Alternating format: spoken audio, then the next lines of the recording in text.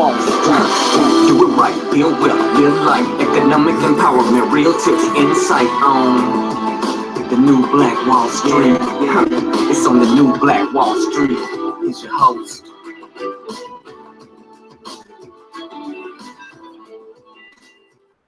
All right, good morning, my good people. Thanks so much for tuning in. This is ERGJ, your certified financial educator here with the new Black Wall Street Book Club. Yes, it's Saturday. Yes, it's early, but it doesn't matter. We still gonna get it today. So hopefully you're doing well. You're ready to tackle this day. Hopefully you got the day off. I don't know. You're going out. You're doing something fantastic, phenomenal. But for me, I'm still pushing. That's right. I'm still pushing. And we're going to be going through today the 48 Laws of Power. Now, this book here is a controversial book. I mean, let's just face it. But this book is going to give us what we call strategy. That's right. It's going to give us what we call strategy. Go ahead and put that in the comments below. Strategy. Now, here's the deal.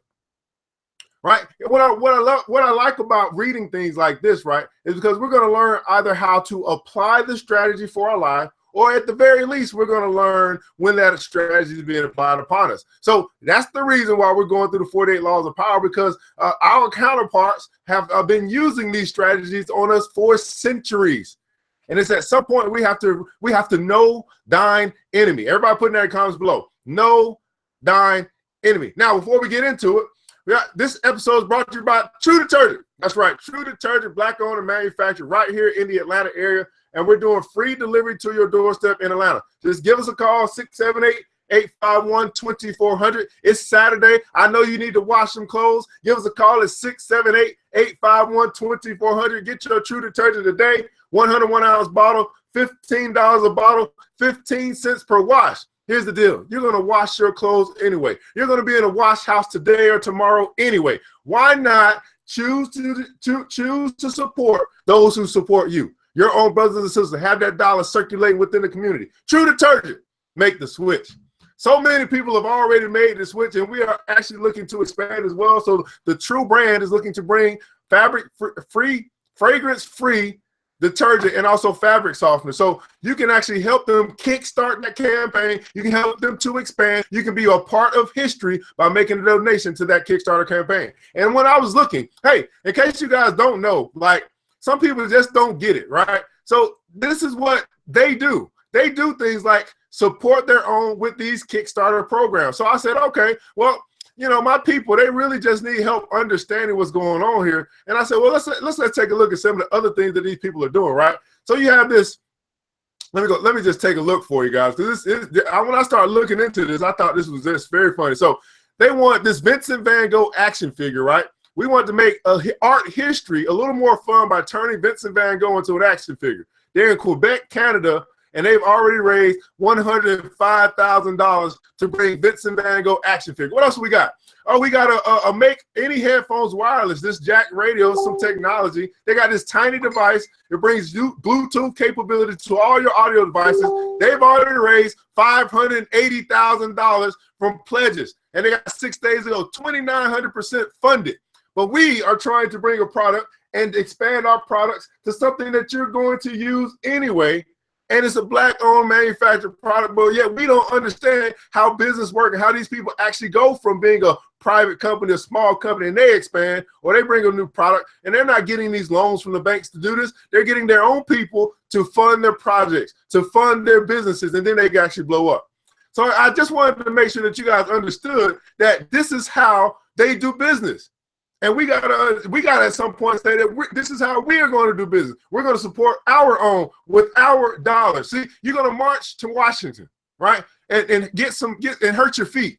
But when are you going to start to march with your money? How long do we have to be told that we have to practice group economics before we do it? How many years do our great leaders have to tell us this is the way before we start listening? How long? So anyway, that's your opportunity to go ahead and make a donation to the Kickstarter program, and you can be a part of how everybody else is doing business by making pledges, by making donations. They do all this stuff. Again, I mean, you can go Kickstarter yourself, and you can see all these different. Look at this, the Trump troll doll, right? Funding the manufacturing and vinyl resin of this Trump troll doll has already got $30,000 to make a doll that looks like Donald Trump. Can you think about this? This is what they're funding, but yet we can't fund a product that's going to be able to help them expand and it's going to help them to bring more jobs to our community. They're going to help to get our brothers and sisters off the street. And you guys keep talking about investing, and I'm talking about donating. This is what they do. And until we understand capitalism, until we understand the system in which we live in, until we do that, we're going to always be on the bottom of the totem pole, or the bottom of the economic totem pole. Because for some reason, we just will decide not to exercise power and actually band together so that we can come together. Also, we got the True Investment session as well. That's if you want to learn how to become a distributor, where you can actually learn how to capture profit. You can sign up for that as well. And we got a Snapchat IPO session next Tuesday. You can sign up for that for well. You want to learn about Snapchat. You want to make a decision on whether you want to invest in Snapchat. But I'm telling you, if you invest in something like this, more so than Snapchat, you're going to make a lot more money. But anyway, and then we got the Club Millie presentation plan. So if you want to learn about Club Millie, how you can become one of the 1,000 that we're helping to help save and invest $1,000 this year. You want to become part of the Club Millie, who is forming an investment club. You want to join with people who are talking about making money, building wealth, protecting wealth, and transferring wealth. Well, that's where you can go. We're going to do that next Wednesday and Thursday. Make sure you have all the information that you need to know to make a $20 decision. But anyway, let's get right into what we're talking about today. I'm done with all the announcements. You guys are going to do what you're going to do, and I'm going to keep on rocking and rolling. Today, we're in law number 14. What's going on, Miss Wilson? What's on, Cookie Justice in the building? Today, we're on law number 14. Now, when I first read this, it says pose as a friend, work as a spy. When you hear that, what's the first thing you think about? Pose as a friend, work as a spy. Has there been anybody that you realize or that you've seen in this world as it relates to our community who have posed as a friend, but they work as a spy? I want you to name somebody or something or some organization that has posed as our friend, but they've been working as a spy.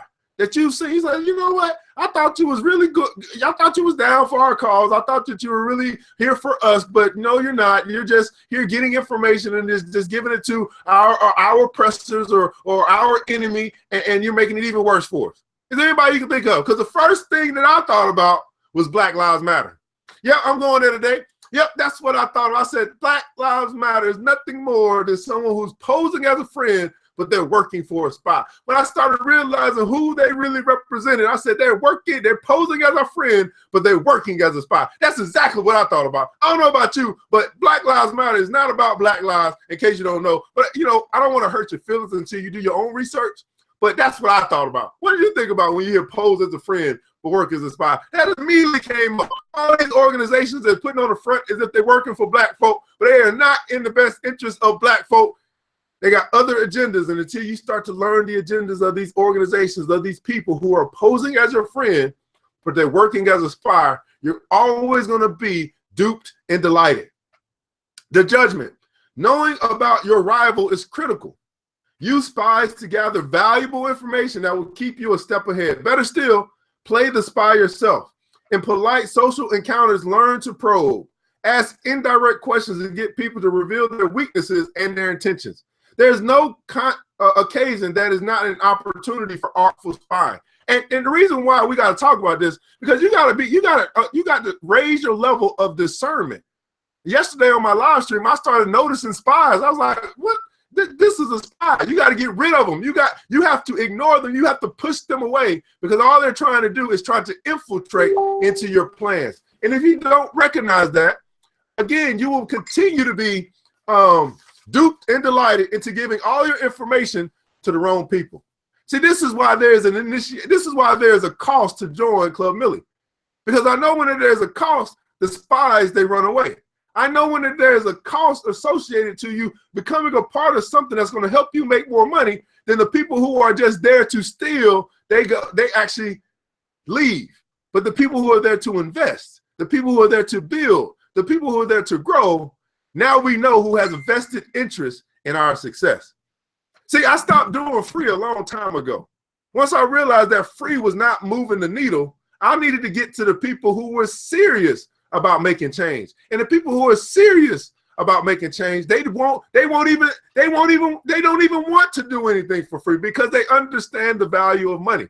Money is nothing more than the exchange of value for value. And once you understand that one simple principle, you too will stop doing free. You too will know your worth. You too will get a return on your investment of your time, of your talents, of your energy, of your money, you too will begin to look for a return on your investment. Go ahead and put that in the comments below. Return on your investment.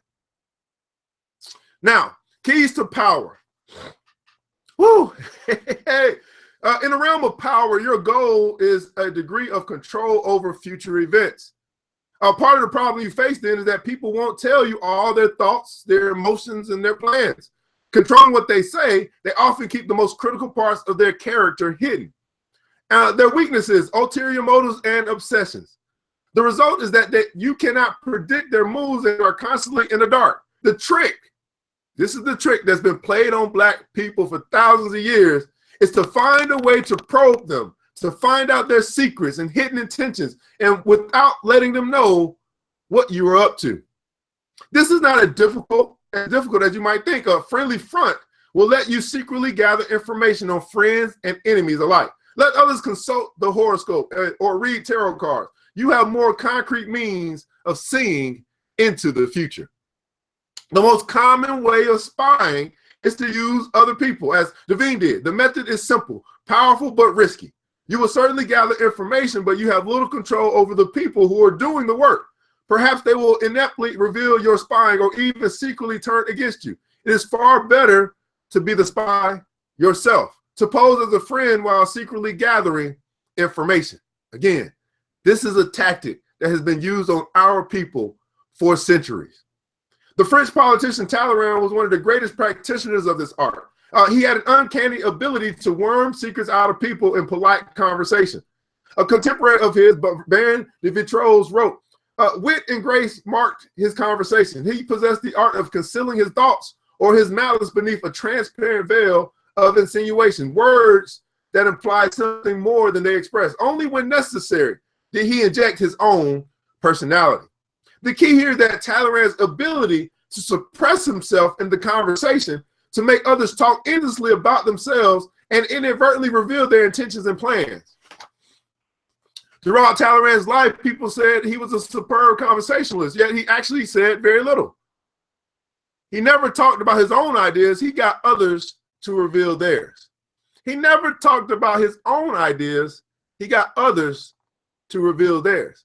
And here's the application. Here's the understanding of this, right? That it's better to listen than to speak. You have two ears and one mouth. How many of you guys find yourself in situations or in conversations most of the time where you're doing all of the talking?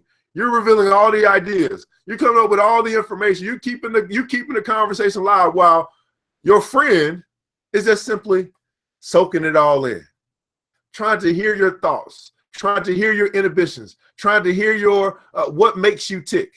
And then because you give it all up, when the time is right, they can push your button because you have let them know everything they need to know about how you operate. Strategy. So subtle, but it works.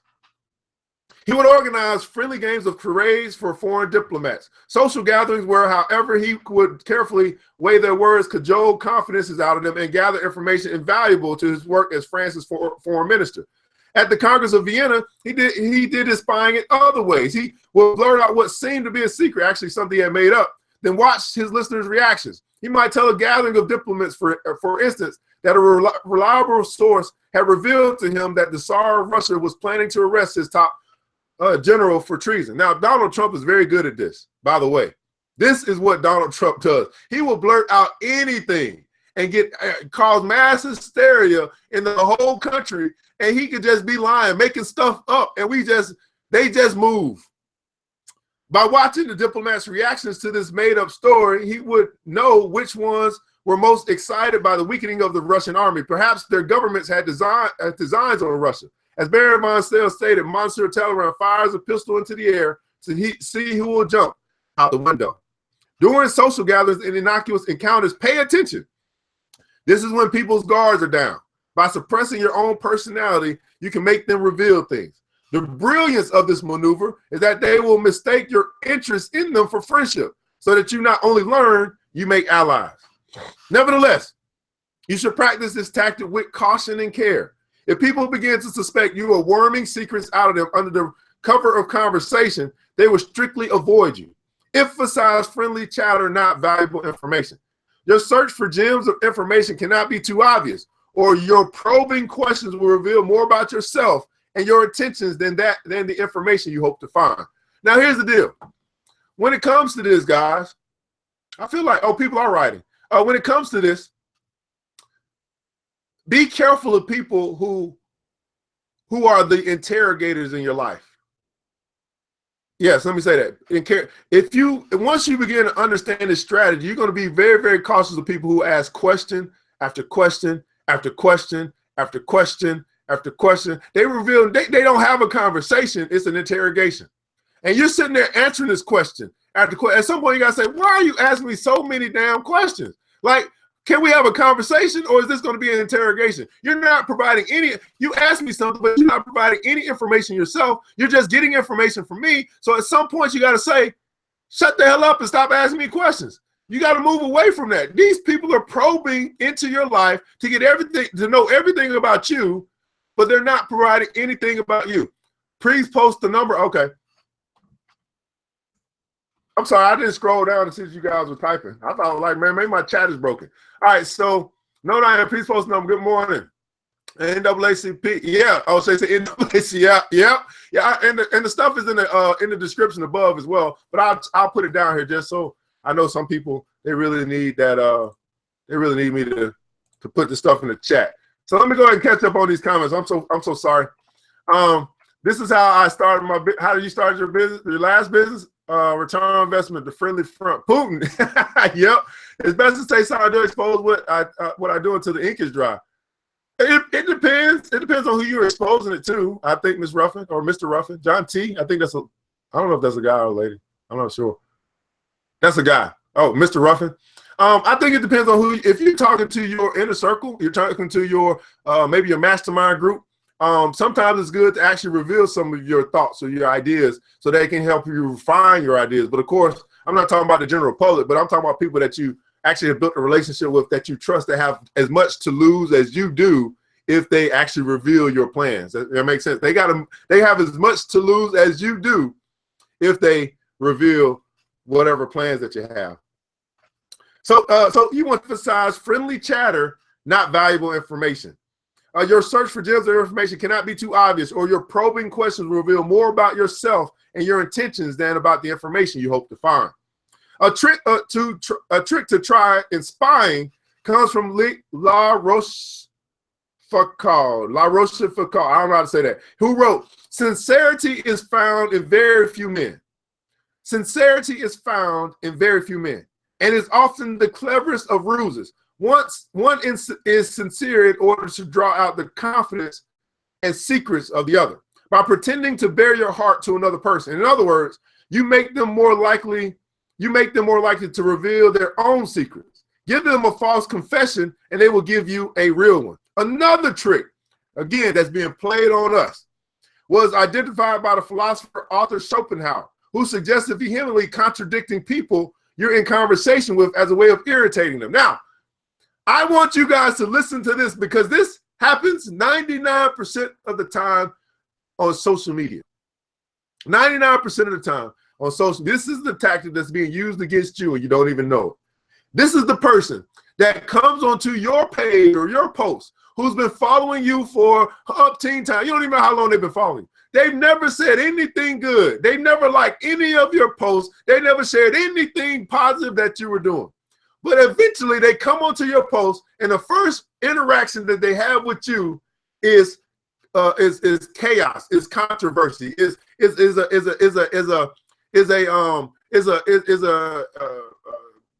a negative response where is a disagreement, right? You post something like, "Oh, I disagree," and they want to start fighting you about it. Now, you posted a million things on your social media page, but they never said anything. But now they are coming because they have an opportunity to irritate you. They have an opportunity to disagree with you. Some people, they just look for disagreement.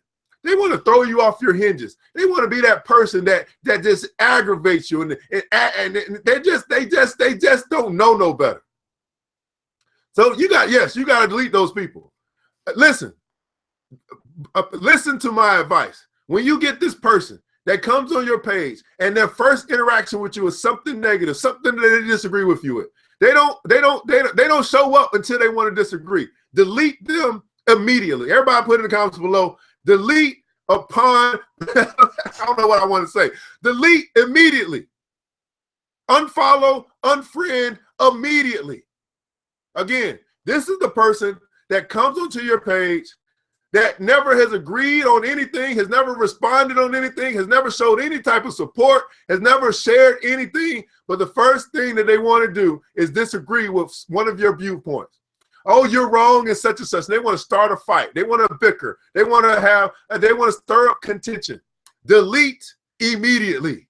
Don't even respond. Just click delete, because you're going to notice that they're the person that has nothing going on their page. They have nothing going on in their life. They are not pushing for any agenda that has to do with us moving forward as a people. All they're doing is looking as if they're posing as a friend, but working as a spy. Delete, block, delete. Thank you so much, Mr. Chester. That is exactly what you need to do. I am giving you guys some wisdom. This is going to help relieve some of the stress in your life, because you get rid of those negative Nancy's, those Debbie Downers, those whatever you want to call them. You get them out of your life immediately.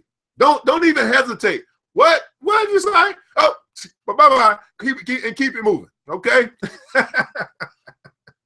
For real, I'm being so serious, for real. And let me finish the trick. He said, contradicting people you're in conversation with as a way of irritating them. This is what they consider themselves to be, well, I'm going to play the devil's advocate. That's what. Now, why would you want to ever advocate for the devil? It makes no sense. Why would you even want to say that? I'm going to play the devil's advocate. In other words, I'm going to advocate. I'm going to take the position of your enemy in order to make you think differently. No, that's so stupid.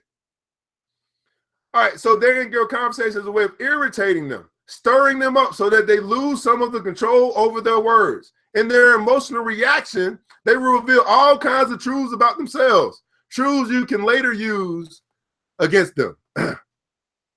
Another method of indirect spying. Again, this is indirect spying. Put that in the comments below. Indirect spying. These are the tactics that are being used and have been used on our people for years, for centuries. And we continue to fall for it because we do not notice that we don't understand these strategies. Another method of indirect spying is to test people, to lay little traps to make them reveal things about themselves. Khosrow II, a notoriously clever 7th century king of the Persians, had many ways of seeing through his subjects without raising suspicion. If he noticed, for instance, that 2 of his courtiers had become particularly friendly, he would call one of them aside and say he had information that the other was a traitor and would soon be killed. The king would tell the courtier he trusted him more than anyone and that he must keep this information secret. Then he would watch the 2 men carefully. If he saw the second courtier had not changed his behavior toward the king, he would conclude that the first courtier had kept the secret, and he would quickly promote the man, later taking him aside to confess, I meant to kill your friend because of certain information that had reached me. But when I investigated the matter, I found it was untrue. If, on the other hand, the second courtier started to avoid the king, acting aloof and tense, Khosrow would know that the secret had been revealed. He would ban the second courtier from his court, letting him know that the whole business had only been a test, but that even though the man had done nothing wrong, he could no longer trust him. The first courtier, however, who had revealed the secret, and who, however, had revealed the secret, and him, Khosrow was banned from his entire kingdom. It may seem an odd form of spying that reveals some empirical information, but a person's character. Often, however, is the best way of solving problems before they arise. Often, it is the best way of solving problems before they arise. Now, I got to say this. When you are building something, there are going to be a certain population of people who are going to be indirect spies. They want to know what's going on, but they are not really in the business to be able to help you push forward whatever your vision is, whatever your dream is, whatever your goal is. And you have to raise your level of discernment. Everybody put that in the comments below. Raise your level of discernment. This is what we lack as a people across the globe. a level of discernment. We go to church all the time. We hardly ever read the good book, but we go to church all the time. And not often are they talking about raising your level of discernment, to be able to spot a spy in disguise, to be able to see a wolf that's in sheep's clothing. This is exactly what they're talking about. Now, we can go to the biblical part. They talk about wolf in sheep's clothing, or we can read this, that they work as a friend, but they pose as a friend, but they work as a spy. It's the same principle. Now, if you did or did not read the good book, it told you about this. And if you did read a good book, well, you can read a book like this that's saying the same thing. They pose as a friend, but they work as a spy. So however you want to put that vernacular, it's a wolf in sheep's clothing. And until you raise your level of discernment, you'll never be able to recognize this wolf that's posing as your friend. By tempting people into certain acts, you learn about their loyalty, their honesty, and so on. And this kind of knowledge is often the most valuable of all. Armed with it, you can predict their actions in the future. Now, here's the image as it relates to this law today. It's the third eye of the spy. The third eye of the spy. In the land of the two-eyed, the third eye gives you the omniscience of a God. You see further than others, and you see deeper into them. Nobody is safe from the eye but you. Nobody is safe from the eye but you. And here's your authority for today, guys. It says this. It says, now, the reason a brilliant sovereign and a wise general conquer the enemy whenever they move, and their achievements surpass those of ordinary men, is their foreknowledge of the enemy situation. This foreknowledge cannot be elicited from spirits, nor from gods, nor by an analogy with past events, nor by astrological calculations. It must be obtained from men who know the enemy situation, from spies. In the comments below, I want you to write again, know thine enemy. You want to know your enemy. Once you begin to recognize their tricks, recognize their deception, recognize their strategies, recognize what they're using to continue to have the upper hand or be in a position of power against you, then you can actually bring those walls down because you understand their strategies and how they're trying to operate, how they're trying to manipulate, how they're trying to position themselves in a position of power. And you can bring that right on down just by recognizing some of the strategies that they're using and have been using for years upon years upon years against our very own people.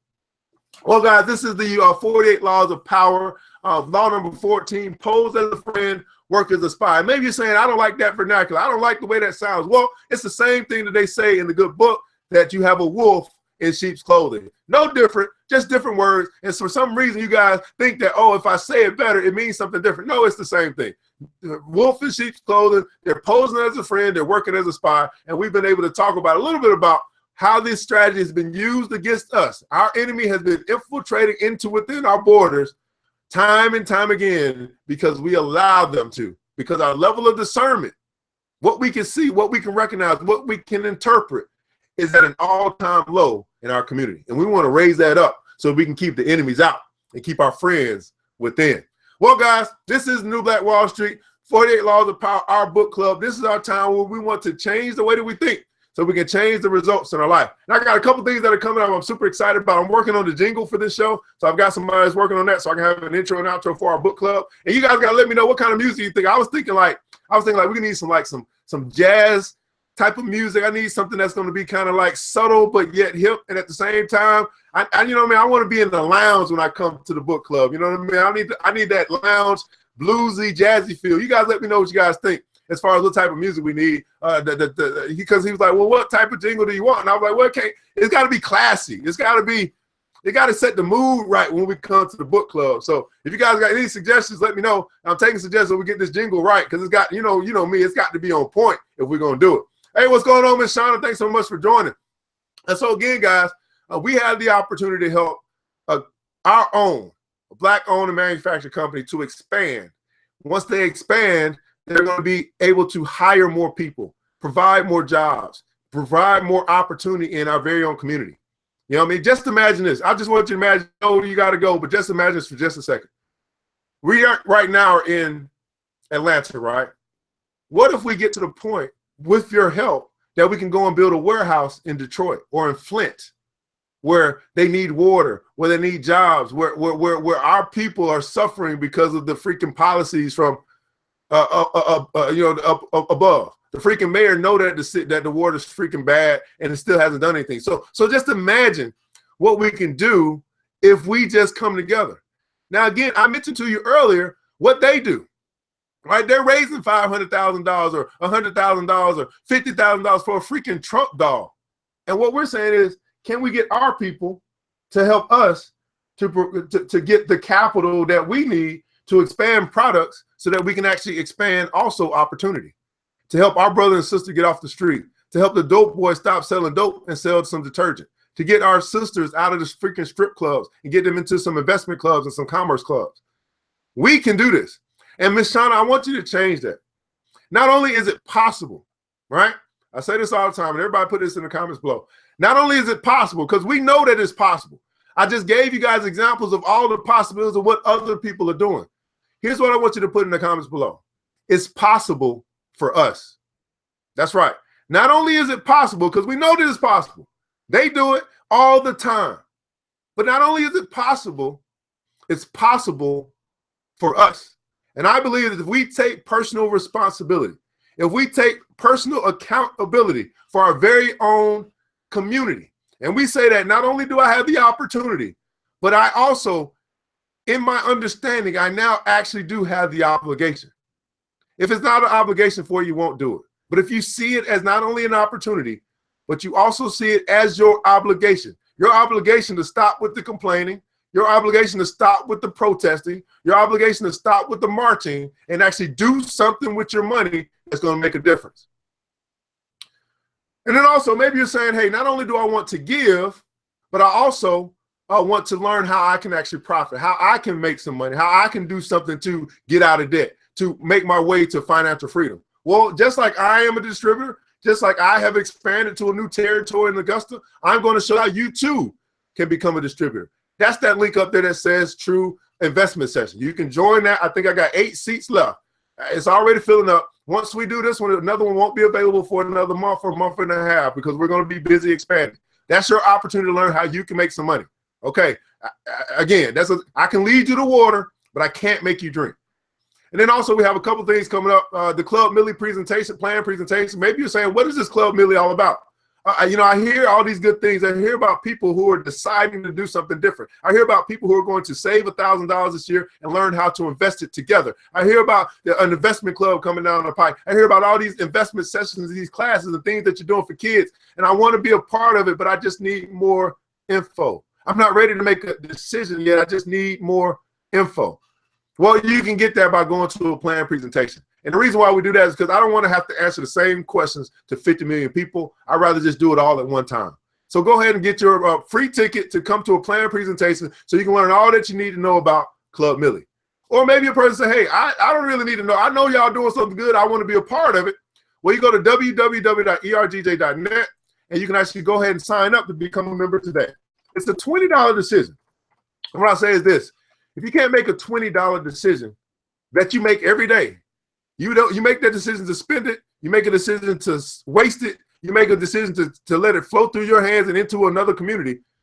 If you can't make that type of decision today, then I say that you are ill prepared to make a $20,000 decision. You're ill prepared to make a $200,000 decision. And so I'm just trying to be connected to people who are ready to make those type of decisions because that's the type of money that we're going to need in order to make a true economic difference. So you can stay where you are, that's fine. Or you can choose to join a new movement and help push forward the agenda that everyone else preaches about. See, we've heard it time and time again over the years, right? We've heard it from MLK. We've heard it from Dr. Martin Luther King. We've heard it from Marcus Garvey. We heard it from Dr. Claude Anderson. We hear it from Dr. Boyce Watkins. But at some point, it's got to stop. It's got to start. After we hear it and we understand it and we have the knowledge, then we must apply it. See, some people say that if you know better, you do better. And I say that's not true because many people know what they should do and still don't do it. So knowledge is only half the battle, right? Knowing is only half the battle. There's got to be at some point in your life that you decide that it is a priority of mine to actually do something, to actually work, to actually apply the knowledge that I have. At that phase, at that point in your life, whenever that comes, that's where you're gonna walk from the doors of ignorance. Not even the doors of ignorance, because you're knowledgeable. You're not even ignorant. You know it's going to be where you walk from knowledge to wisdom. The moment you decide you're going to apply all this knowledge that you have into your life, you move from knowledge to wisdom. That's what I'm talking about. It's a whole bunch of him and haw out there. And so, yes, if you guys, we're tuning in at 8:15 to Miss Shauna. She's got her book club. She's going to be going over, I think, the Who Moved My Cheese. So you want to go ahead and tune into that as she gets up and rolling this morning. You're going to see the difference of people who are knowledgeable, but you got to transition that knowledge into action. When you do that, when you apply what you know, you move into the realm of wisdom. When you move into the realm of wisdom, that's when you start to find power, riches, and gold. Why? Because it says wisdom is more valuable than rubies or gold. It didn't say that knowledge is more valuable than rubies or gold, but we know that knowledge can be power when applied. It said that wisdom is more valuable than rubies or gold. And I got to ask you this. Have you been searching for rubies and gold when you should have just been applying wisdom? Matter of fact, the richest man in the world, Solomon, when he was asked what he wanted from God, he asked for wisdom. He didn't ask for rubies and gold. He asked for wisdom. And because he asked for wisdom, he applied wisdom into his life. He got rubies of gold. See, I can do this with you, right? I can do the preaching thing, and I can teach you about the Bible because I actually read the book. But most of you guys are trying to get somebody to teach you stuff when you got the book available to you. When are you going to start reading the book? When are you going to start understanding the book? When are you going to start applying the principles in the book? Or are you going to wait on Sunday? Or are you going to wait on Wednesday? When are you going to read the book? I'm sorry, I had to go there. I'm sorry, I just had to. But anyway, this is your New Black Wall Street Book Club. This is ERGJ, your certified financial educator, saying thank you so much for tuning in today. We'll be back tomorrow. Tomorrow we're going to be going in the book. That's right, because we're going to be going over Proverbs. I think we're on chapter 4. So we'll be doing that tomorrow in the book, that we can apply the wisdom, the knowledge, the principles into our life. And then once we apply wisdom, we'll have rubies and gold come right to us. That makes sense? Hopefully you got something out of that day. Anyway, guys, I want you to remember this. First of all, you've got the power. You absolutely have the power. New people want to learn how to invest stock market 101. You absolutely have the power. And you can hit me up.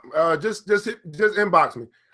You absolutely have the power. Remember this, man. It takes a village. It absolutely takes a village. If you want to go fast, go alone. If you want to go far, go together. Again, if you want to go fast, go alone. That's what we've been doing all our life. But if you want to go far, go together. It takes a village, but it starts with us. The whole village, the whole world is waiting on us. The whole village is waiting on us. We need leaders that's going to lead people, and the people will follow. If you build it, they will come. If you build, it's a big if, right? Even God himself has said, if you will obey my laws, if you will listen, if you will hearken unto my voice, if, everybody put in the comments below, if, I'm sorry, I gotta point this out. If you will do this, then you will have that. If you will do this, then you will have that. If you decide to do this, then you will have this. So stop doing all of the singing and talking about I'm blessed in the city, I'm blessed in the field. Yes, you are blessed. But God said that if you will obey, if you will hearken unto my voice, then you will be blessed in the city. See, they don't teach you this. If, then. All right, guys. That's why I stopped going to church, because I read the book. Woo! All right. Where was I at? All right, man. Let's build wealth as we climb together. Have a great day.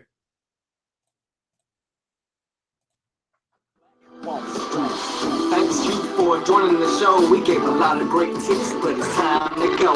Take the knowledge we shared, hope you use it and grow. We will see you all there at the next episode of the New Black Wall Street. the new Black Wall Street.